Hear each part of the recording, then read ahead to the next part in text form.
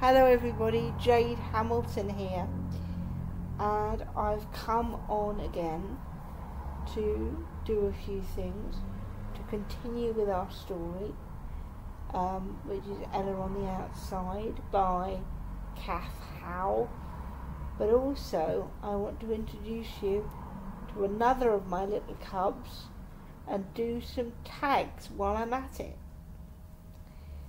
This little girl is Kirsty Autumn. She's a pumpkin spice Build-A-Bear. She's got the most glorious auburn tinted fur with a gold nose and gold glittery parts inside her ears and on the pads of her paws. She's got the most wonderful hazily eyes, and I named her Kirsty Autumn after my favourite singer, Kirsty MacColl, who was also a redhead. And Kirsty today is wearing her back to school outfit because one of the themes that Renee's Reborns picked for Toddler Tuesday was first day at school. Kirsty's got on this gorgeous Billy Frears 0 to 3 month romper. It's knitted, it's a very light knit. It's in this beautiful, delicate, peachy coral colour with ruched straps and faux buttons at the front in this sort of dark coffee colour, and underneath it's got a vest in a sort of old-fashioned ivory with floral patterns in a beautiful dusky rose that's tinged with this sort of coffee brown. I had a bridesmaid's dress as a child. I had a very similar colour and pattern for my uncle and aunt's wedding way back in the mists of time.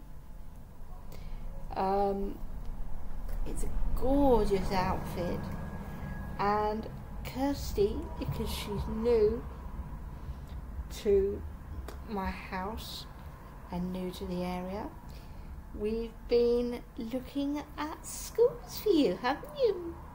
Haven't we, my puppet? Yeah.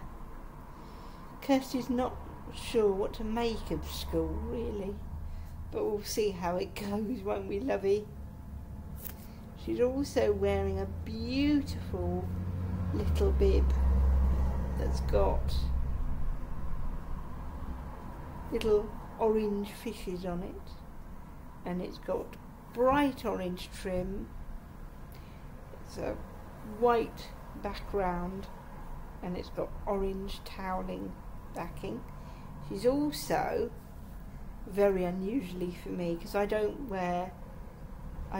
put headbands on my girls, sorry. My mouth is all over the place at the moment, my apologies. But I tried this on her that came with her little outfit, and it fitted her perfectly.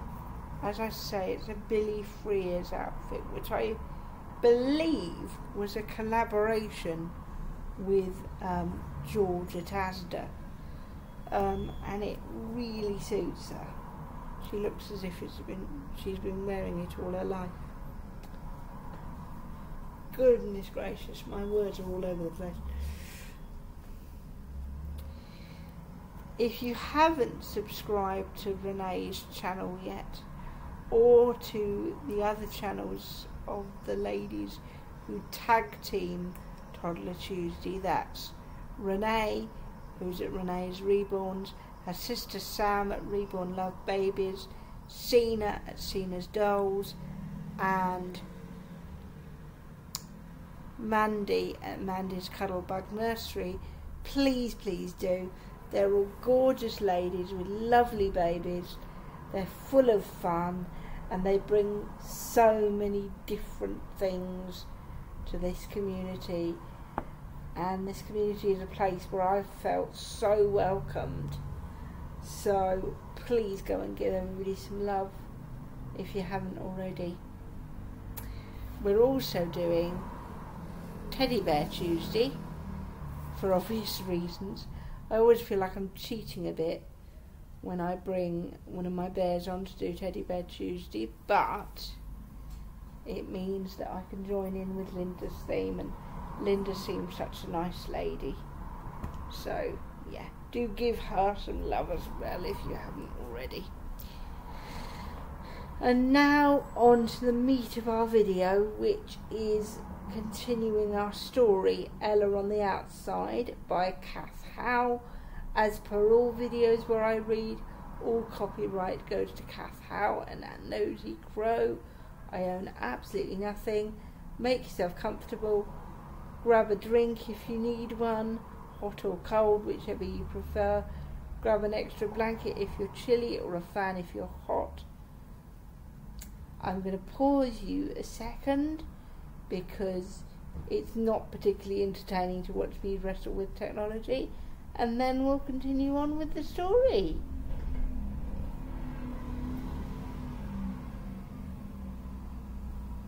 Okay gang, we're on chapter 6, which is called Lydia's Party. So here we go.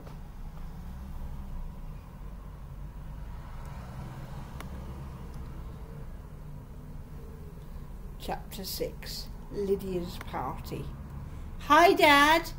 Jack has a new friend called Felix, and they are always being superheroes.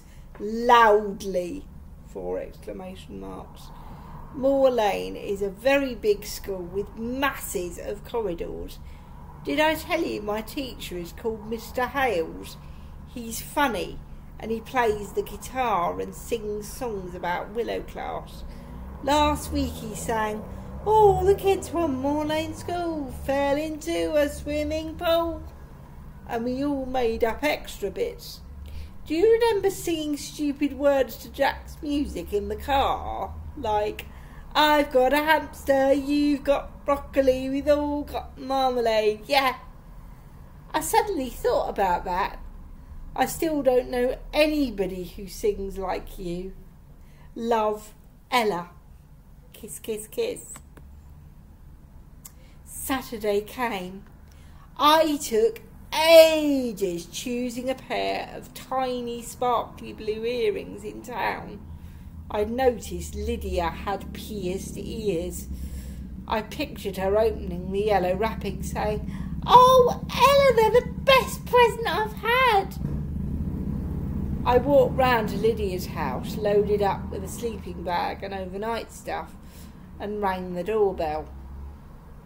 I stood by a big pink flowering bush in the front garden, listening to laughter ringing out from inside. The doorbell played a tune. Sophie came to let me in, wearing a blue spangly dress. "Put your teeth back in, Jade, for goodness sake." "Ella!" she screamed. She held her arms out like a sleepwalker. Did she want a hug? I stepped even, uncertainly towards her, and she just waved her hands about and giggled, rushing away down a wide hallway that smelled of polish, calling, "You're late! Everyone's out the back!" Late? I caught sight of my reflection in a gold-edged mirror. Red straight hair just past my shoulders, small pale face. I should have been in a dress more like Sophie's instead of my summer trousers and long-sleeve t-shirt with embroidered owls. Mum likes girls to wear practical clothes. I lined up my brown shoes next to lots of bright party ones. Beautiful. I must ask Mum again about shoes. I found everybody in the conservatory in the back of the kitchen. Little shrieks of hellos. Lydia was stretched out on a long pink sofa with girls lounged around her. There must have been at least 20. "Ella, just put the present on the pile on the piano," she called. "Oh, Ella, you're here," said Immy. "When you free at 2:30 then?" The room went quiet. I stared around at them all. Lydia smiled. "We've got ages," was all she said. 2:30? Lydia had definitely said 4:30. Why had she invited me 2 hours after everyone else? "Oh, you brought a sleeping bag. Well done," called Lydia's mum, appearing from behind a giant pink frosted cake. "How about all you girls go out on the trampoline while we clear up?" I looked at them, all stretching out their fingers, full of little admiring cries. A lady in a white apron was packing away bright little bottles. I could smell the acid tang. Nail varnish. They'd all had their nails decorated in bright colours and designs. I made myself grin, but the smile felt tight on my face, wrong on my mouth. As they all disappeared outside, Lydia came up to me. "I knew you wouldn't want your nails done," she said. "I told the others that they won't catch your disease from touching you. But if you have nail varnish on, people will look at your hands more. Won't they, Ella?" "What's that, Kirsty?" "You think Lydia's mean?" "Yeah, you're right, she is very mean. But she's also a very crafty little girl who says mean things, but you don't think she's being mean because she makes them sound really nice. I've met a few Lydias in my time. They are pains in the neck, and that's the politest way I can describe them. Anyway, let's see what happens." I flushed, a whole tight ball of misery rising inside me. Lydia pursed her lips. She was being kind. "Oh, this must happen to you such a lot," she said. Of course everyone was bad to notice how bad my hands looked, so flaky and red raw, but I'd never been to a nail varnish party, and now I never would. Tears brimmed in my eyes. I blinked them back. I stood stupidly. "Do not cry in front of her. Don't." I joined the others outside and watched them bounce on Lydia's trampoline. "No more than 6 at a time," Lydia's dad shouted. There always seemed to be 6 every time I tried to have a go. I took loads of photos of Sophie and Hannah and Rachel doing star jumps. It was so hard to catch them leaping high mid-jump. I did get to go on the trampoline eventually, with some girls from Lydia's dance class. They were doing forward rolls and amazing jumps, and I got off and took some photos of them too. We ate a huge tea and watched 2 scary films, all hiding behind plush stripy cushions. Everyone grabbed their friend when the zombies attacked, and although nobody grabbed me, I liked screaming. Rachel flopped down beside me and held out the bowl of popcorn, laughing. "That was so scary." Rachel was a quiet kind of person. We discovered we were reading the same book. Immy talked to me too, about the school football team. Most of the girls left after the film. Lydia's special friends from school were going to be sleeping in the loft, her dad said. That included me. When we were up there, I felt really pleased all over again that Lydia had invited me. It was decorated like a grotto with little sparkly lights and orange lava lamps in the corners that glooped. While we stretched out all the bedrolls and mattresses, Lydia told each person where they were going to sleep, and I really didn't mind sleeping next to the door. I could get out easily to the loo. I felt safer there too. It was nearer home for getting out, so that was good. I put my pyjamas on in a shiny green bathroom and wished they were more interesting or had film characters on. I didn't have slippers, so I just put my socks back on. I tried not to mind that my sleeping bag was just one of our brown family camping ones. Lydia told everyone to sit. Each of us is going to tell a secret. Her eyes flashed. It's got to be a juicy one that no one knows. What's that, Kirsty? Lydia's a bossy boots. Yes, she is, isn't she? I think she's one of those people that likes to tell everyone what to do. I don't think she's very nice, do you? No. And do you think she's being a good friend to Ella? No, I think you're right. I think she's actually been quite mean.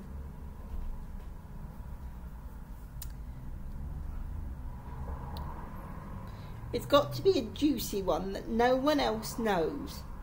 Lydia's eyes were like an Egyptian cat's in the orange glow. So big and blue and staring. Panic hit me. Think about a secret. My own family secret filled my head. Mum had said not to tell anyone. I thought of Mum saying over and over, it's no one's business but ours, and me promising, saying, don't worry, Mum. I flushed. I felt as if the truth must be written on my face. What could I say that wasn't our secret? Mum's, Jack's and mine. All the others were giggling just like they had in the film, and there was a frenzy of whispers. I needed to think of something else, private or important. My best friend from my old school is called Grace. No, that wasn't a proper secret. Lydia pointed to the one who was going to speak. She picked Sophie first. You all know mine, Sophie said, and everyone burst out laughing except me, but I caught up and laughed loudly, even though I had no idea why. If it's about you and James, then it doesn't count, said Lydia, like a game show host. I smashed an ornament at my nan's and hid it behind the fridge, and it's still there. I smashed an ornament at my nan's and hid it behind the fridge, and it's still there. Sophie giggled, gasped. That's really bad. What was it? An ugly bird. I was only 5. Murmurs of sympathy. I copied Angelina's history homework, and got a commendation, and she didn't, Emmy said. Big laugh. I hid in the loos to miss the math test. The maths test, Rachel said. My hands were sweaty. I stared at all the grinning faces. Nobody had said they couldn't think of a secret, and almost everyone said one now. I ate my sister's Easter egg and told my mum and dad that she left it on the bus, said Zing. I smiled then. Maybe I could think of a Jack thing. That'd be all right. Eating sweets from the big tin at Christmas and blaming it on him. That was a great one. But all at once, Lydia's finger was pointing at me. Chapter 7. Secret Time. Dear Dad, is your food nice? If Mum lets me come and visit one day, I could bring you some cake.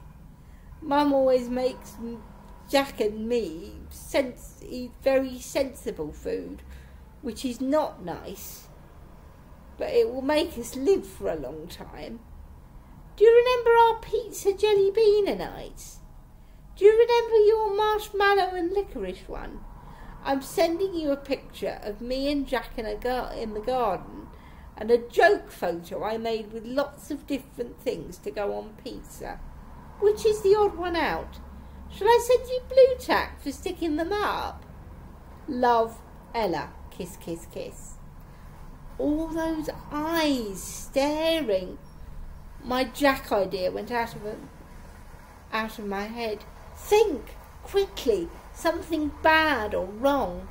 Last week I went inside a house that was so messy, the piles of things made walls.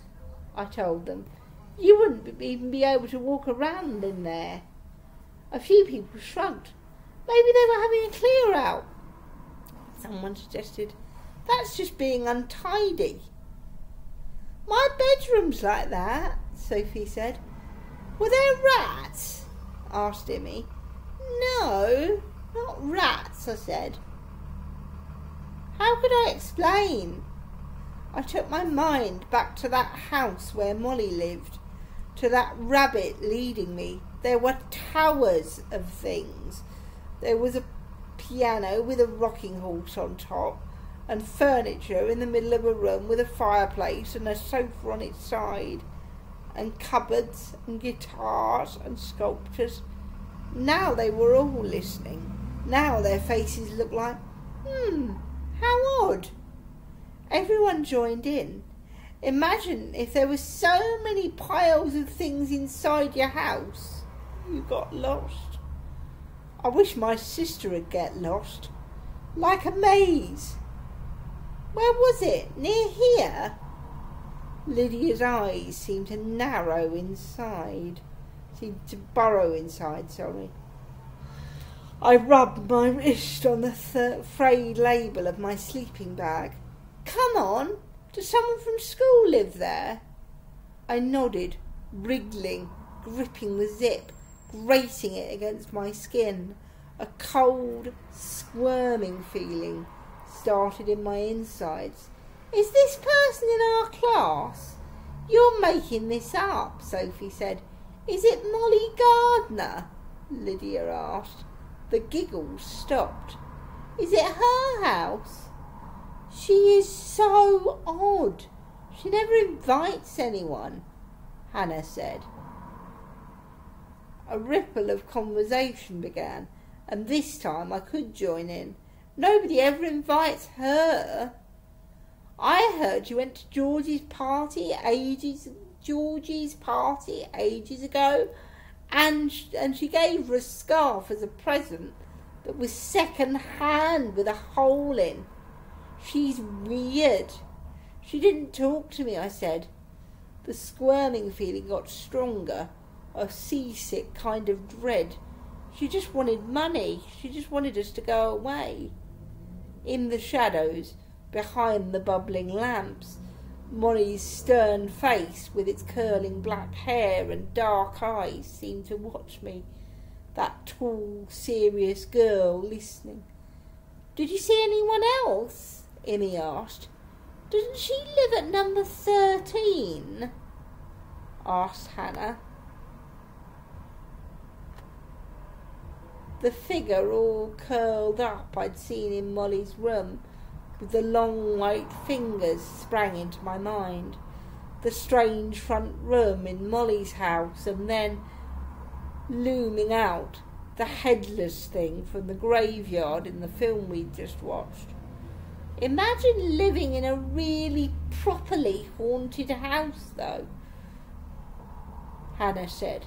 Maybe Molly's a werewolf, Zing said. Maybe she turns all hairy when there's a full moon. Yeah. Some faces grinned, teased, mouths and eyes lit up in the glowing orange light. In the glooping orange light, sorry. Takes off her head, Immy said. Waits for you. You're creeping me out, Rachel said. Put the lights on. No, Lydia said. No, it's better like this. My cold, squirming feeling about Molly seemed to fade away. And my family secret was safe too. I laughed. It was fun. Everyone was just making things up. Imagine if a cat wandered inside, Zing said. It'd starve, said Immy. Yeah, everyone echoed. It would stagger all the way up the piled up things, Sophie said. Immy laughed. Yeah, there's this poor cat going. I'll never get to the other end of this stupid house. There's an even bigger pile in this room. Lydia jumped up. Come on. She made us all drag our sleeping bags into one big mountain. Sophie did an impression of a staggering cat trying to get up it. Then we all tried to climb it and slid off. After that, the secrets turned into stupid secrets. My secret is I sing in the bath. I saw Jessica Branson at the cinema with a boy. That's her brother. Oh well. I liked your secret best, Lydia said when we were brushing our teeth. It was different. Delight rose inside me. I pulled out my special hand wash and quickly squirted my hands and rinsed them. Lydia opened a pot of blue jelly and jelly stuff and rubbed some on her face. How come Molly let you in, though? I hesitated. My breath felt tight. I was buying the uniform she was selling, I said. What's that cream you're putting on? Lydia didn't seem to have heard. She began wiping her face with a cloth. So Molly actually asked you in? I thought of the rabbit and shooing it back inside. Molly hadn't invited me in. She hadn't been friendly at all. So clever, Lydia went on, getting invited to Molly's house. Nobody else has ever been to Molly's. She soaked a white pad in some liquid and rubbed it around her eyes.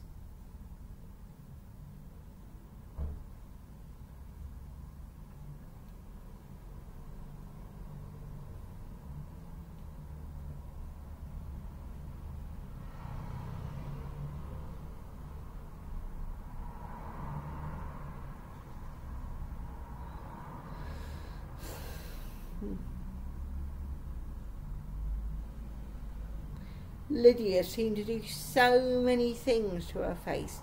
I'm disappointed, though, she said. Ella, really disappointed in you. Her hands stopped moving. Are you? My voice trembled. Lydia seemed to be staring right inside me. There's something you're not telling me. I can see it in your face. Her voice had a harsh, slicing tone.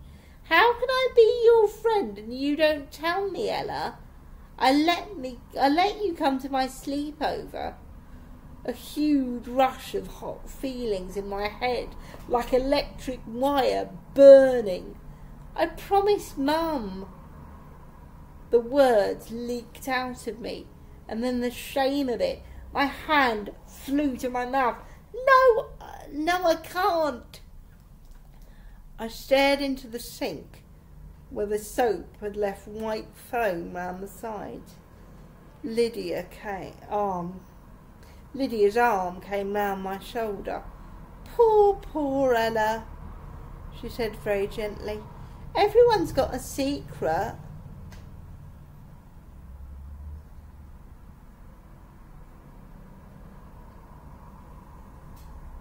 Have they? I hiccuped. Of course. Her face snapped back to relaxed, chatty Lydia. I love your name. Bella means beautiful in Italian. My mum told me, Ciao, Bella, she sang. Hello, beautiful. See these cat faces on my pyjamas? I've got dog ones too. She rinsed out her mouth. I rubbed some cream on my hands and tried to smile. I should be able...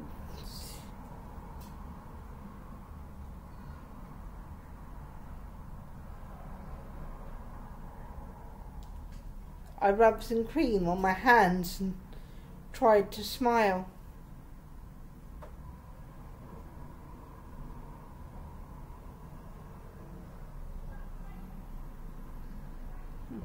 I should be able to think of a name for her too.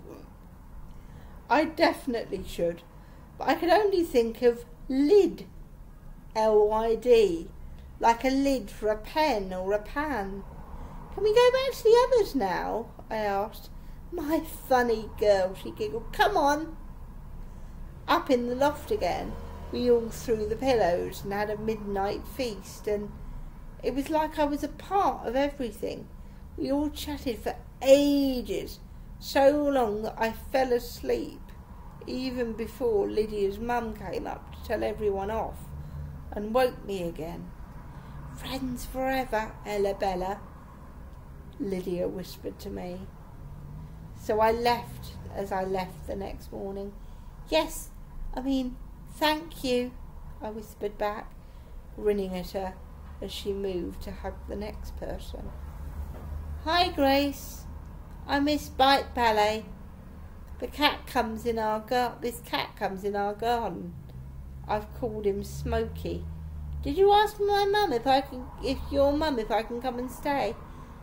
Hi, Ella. Everyone says hi. I'm glad you got a cat. I haven't got a cat. Hi, Grace. I haven't got a cat. It's not mine. Say hi to Abby for me. Hi, Ella. I taught Bite Ballet to Abby. She's really good. We're on holiday next week and Abby's coming too. Can't wait. Hi, Grace. Did you ask your mum about coming to see me?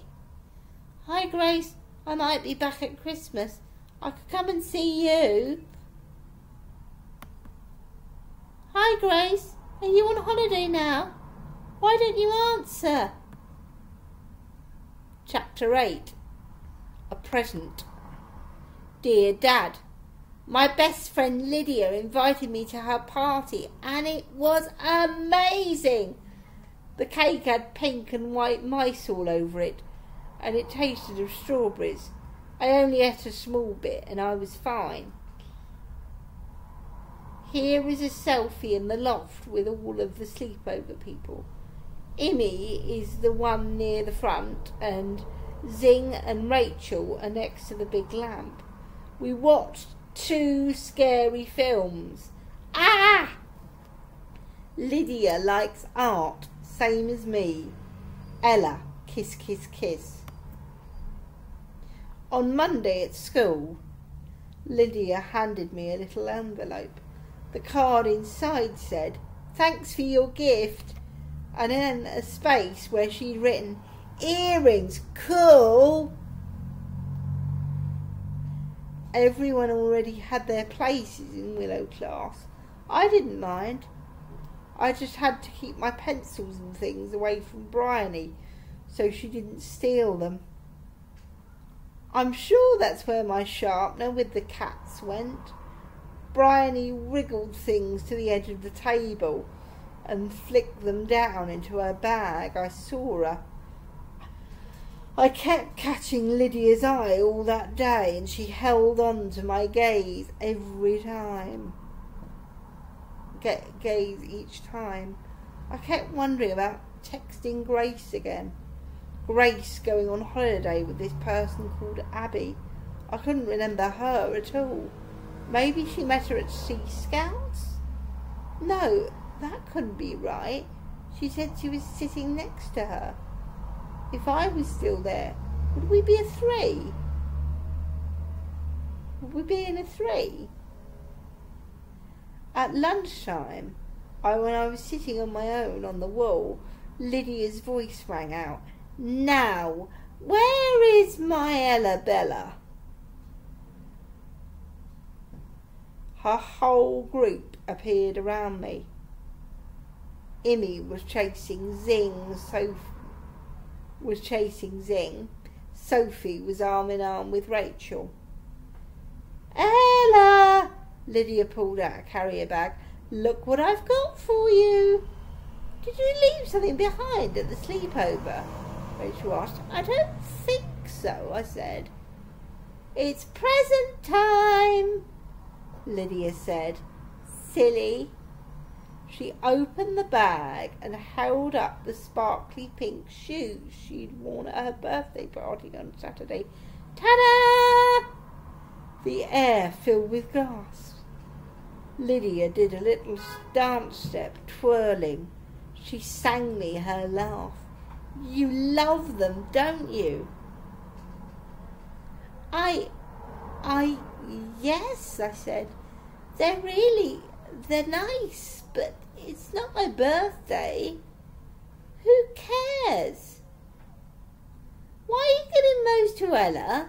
Immy asked. None of your business, Miss Nosy Pants, Lydia said. I realised my mouth was wide open, so I shut it. Well, try them on, Lydia said impatiently.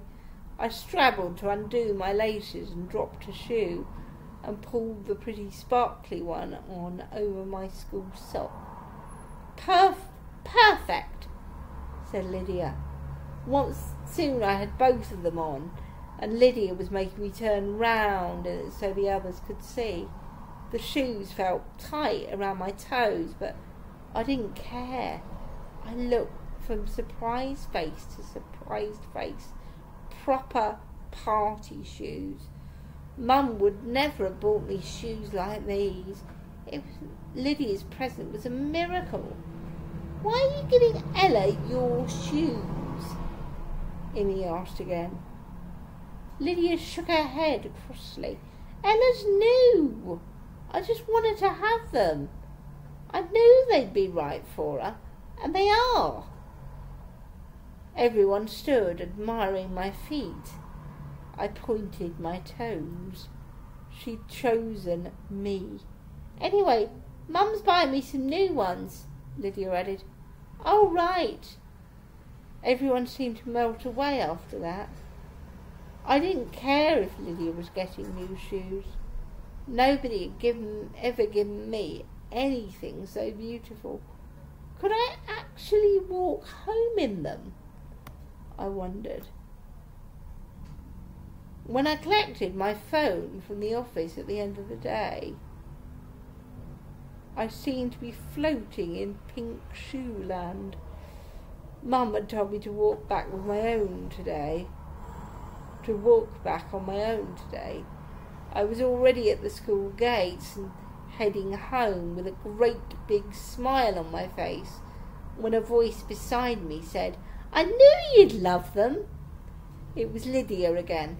Isn't anyone meeting you? I asked. But Lydia slid her arm through mine. I told Mum I was walking back with my new friend. You could show me your house. I like learning where people live. I keep it all stored in my head. Come on.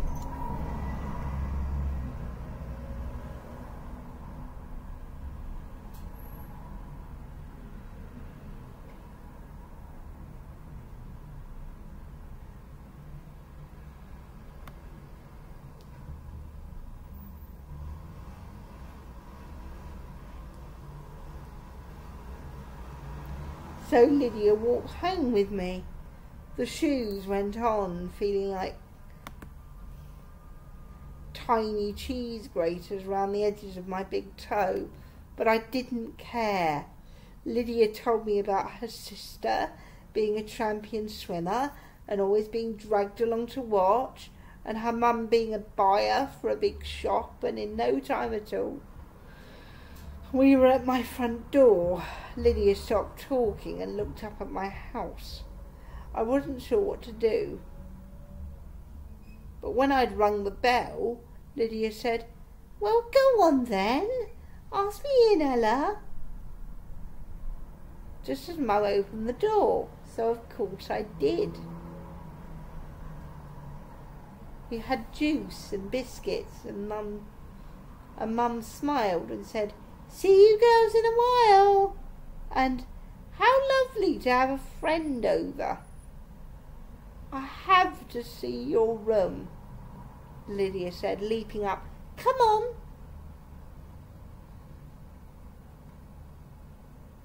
I followed her out and up the stairs. "It's so yellow," she said, throwing herself down on my bed. "It's a lovely little room. Haven't you got a TV?"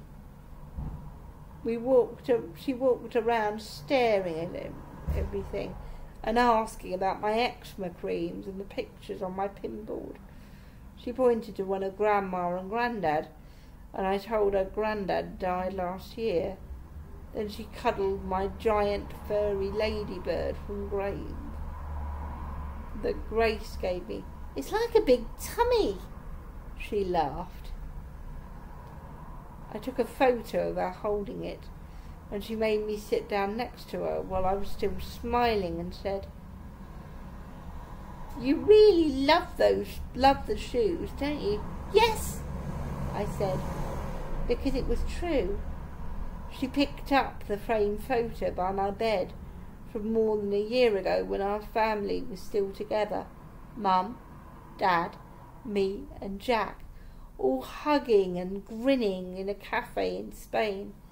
"It's just you and your mum and your brother living here, isn't it? It's just you and your mum and your brother living here, isn't it?" A hot pang of worry shot through me. My room seemed to shrink. Lydia and the ladybird were taking up the whole bed. "Ella," she said, her voice soft, beside me. "Best friends tell each other everything." "Do they?" My voice sounded all wobbly. "You know they do, Ella.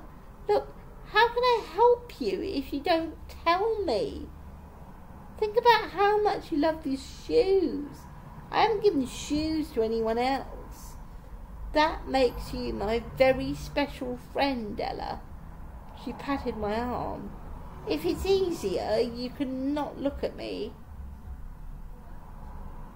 You'll feel better, you know, when you tell me." In a flash,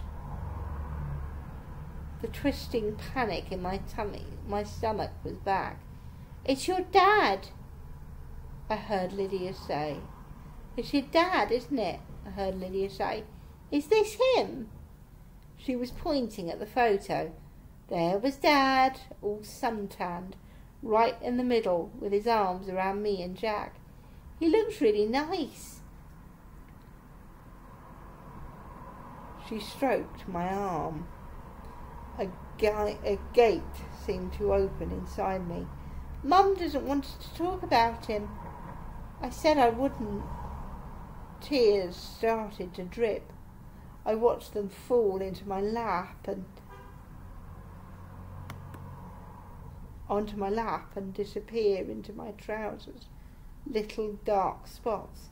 "Mum'll be so cross."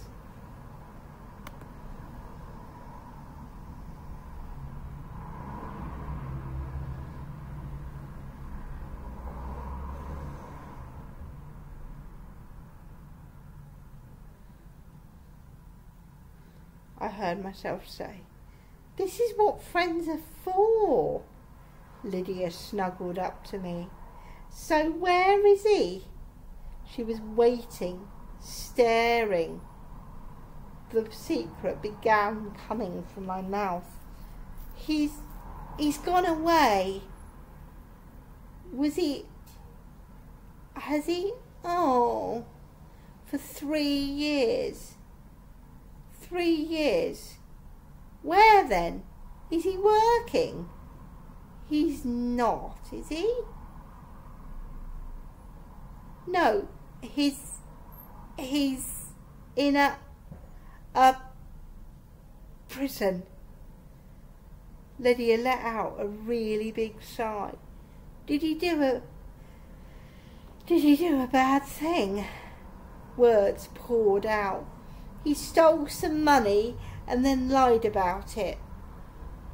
Lydia patted my arm. Never mind, she said. My dad goes away from work and Mum says it's easier without him. She says she's too busy to sort him out. All at once, Lydia was standing again. I should go. Well done. She sounded like a teacher. Well done, Ella. We won't tell the others about your secret. Whenever you want to talk about it, you've got me. Oh dear. Lydia's being all nice as pie, but I don't think she'll stay that way, do you? No, I don't think she will either. I don't think she's a very nice person. But we'll see what happens in the next chapter. Thank you so much for watching, everybody. Thank you for watching, subscribing, commenting. It really makes my day when you do. Take good care, and little Kirsty and I will see you for another story very soon. Can you wave, Kirsty? Good girl. Thanks again for watching, everybody. Cheerio.